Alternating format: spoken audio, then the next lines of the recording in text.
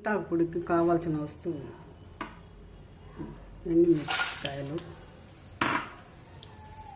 దోరగా వేగిన తర్వాత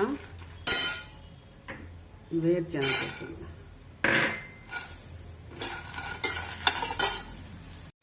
ఈ రెండు వేగిన తర్వాత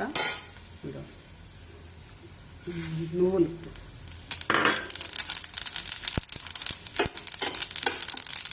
దూరగా ఇవి వేగాక జీలకర్ర, ఇవి కూడా దూరగా వేగిన తర్వాత చింతాకు పొడి, ఇవి కూడా కొద్దిగా వేగాక ధనియాల పౌడరు, ధనియాలు ఉంటే ధనియాలు వేసుకోవచ్చు, ధనియాలు లేవు కాబట్టి పౌడర్ వేస్తున్నాను. కావాల్సినంత ఉప్పు వేసుకొని కొద్దిగా చూసి వేసుకోండి. ఉప్పు, తెల్లబాయలు వేసుకొని పొడి మిక్సీలో కొట్టుకోండి. కావాలంటే ఎర్రగడ్డలు వేసుకోవచ్చు, ఇవి నిలవ ఉండదు. ఈ వర్షాకాలానికి బాగుంటుంది పొడి, నెయ్యి వేసుకొని తింటే కమ్మంగా ఉంటుంది.